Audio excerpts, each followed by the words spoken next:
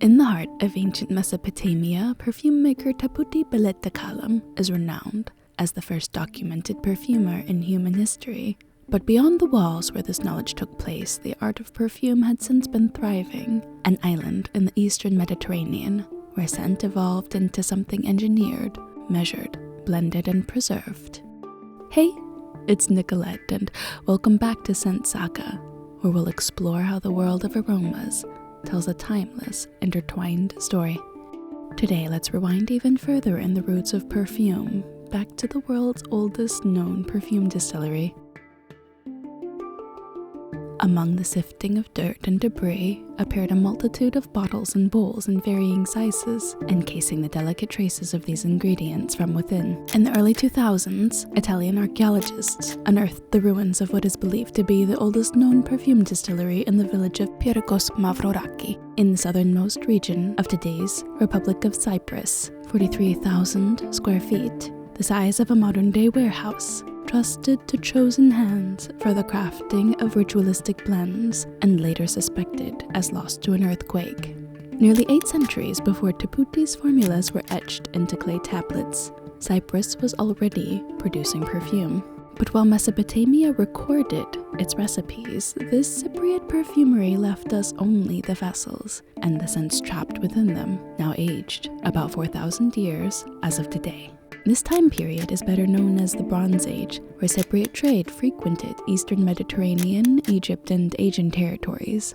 To the east, the Levant and its traditional resins. To the south, Egypt and its sacred ointments. To the north and west, the Asian world with its oils and wine. But Cyprus wasn't just passing ingredients along, it had everything needed to create perfume locally, including the local sourcing of copper, which allowed for advanced tools and production. Pine, laurel, coriander, herbal plants like rosemary and lavender. Cyprus was rich in aromatic vegetation, and just as importantly, it produced olive oil, a historical carrier for ancient perfume. The use of oil in perfume helped both dilute and carry the scent of other ingredients to last on the skin. That said, if you'd like to experience a small piece of Cypriot scent history for yourself, you can try a simple, safe reconstruction at home, either on your own or while carefully supervising younger helpers. As an early precaution, be very careful with any surface or tool you decide to use. Here I'm actually using a mug warmer on the lowest heat setting. It's surprisingly still too hot, so I have to resort to a second bowl filled with a bit of water to create a double boil method so nothing burns. We begin with coriander and laurel infused into olive oil. I'm using jojoba as a stabilizer to support the blend's shelf life. Labdanum comes first, then just a trace of oak moss. At this stage, we stop and smell. If the base doesn't feel right, it is difficult to correct it later. Then we let the base rest. Oil perfumes, most especially, they develop slowly. About an hour later, we begin shaping the heart, the plants that would have grown across the island itself. A drop of jasmine, lavender, rose. Only after everything has settled do we add the top note, the smallest trace of bergamot oil. Then we transfer the blend into an amber bottle and allow it to rest for at least 24 hours. Fresh perfume is unfinished. Time is part of the formula. After a week of resting, this one turned out incredibly clean. I was surprised to find the lavender was very strong, even for this tiny bottle.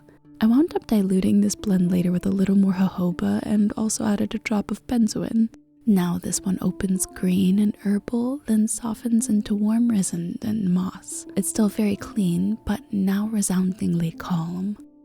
When we blend perfume this way, we're not chasing accuracy, we're listening. And sometimes the past still knows how to speak.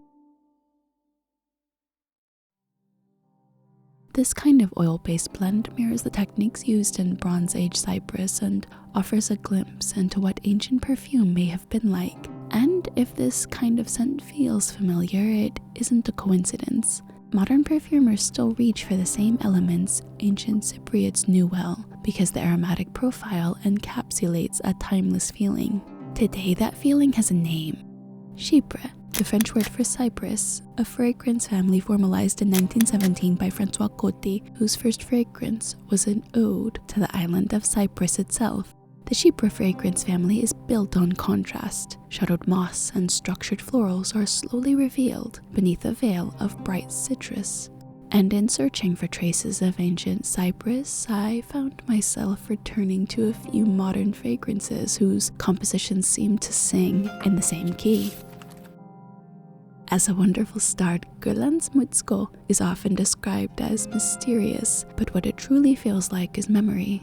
Peach softens the opening, but it never sweetens the story, it only humanizes it. Beneath Mitsouko's softness is moss, spice, and something quietly animalic. This is Chypre's emotion rather than structure.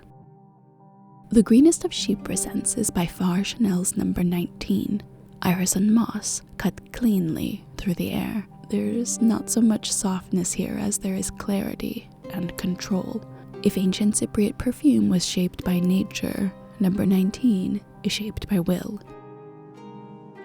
When it comes to intensity, Rochas' Femme Rochas is Chypre at its strongest. Warm peach and spice rest against moss and resin, creating an expensive allure that is less ritualistic, more stately. If Bronze Age Cypriot perfume followed the body through ritual and closeness, Femme Rochas feels like a modern interpretation. Last but not least, Infinitement Coty's Aristo Chypre feels like standing at the edge of history, dry, shadowed, quietly assertive. This one is citrus brushing against moss and resin, then sinking into something older and more contemplative. This is Chypre stripped of ornament, deliberate, seemingly architectural. If ancient Cypriot perfume was worn for ritual rather than romance, this is the closest modern echo, composed, rounded, and unmistakably intentional. When we talk about ancient perfume, it's easy to imagine something lost to time. But when you smell these scents, resin, herbs, warm oil, you realize they've been present with us from the very beginning. If Tapputi Belete Kalam represents the moment perfume was written down, Cyprus can be credited with perfume's first organization and structure. Bronze Age Cyprus reminds us that perfume didn't begin as decoration. It began as ritual, memory, and feeling, and those things are alive today with us, over 4,000 years later. As before, I want to thank you for joining me on this wonderful journey of the origins of scent, and hope to see you in the next video. Until next time, take care.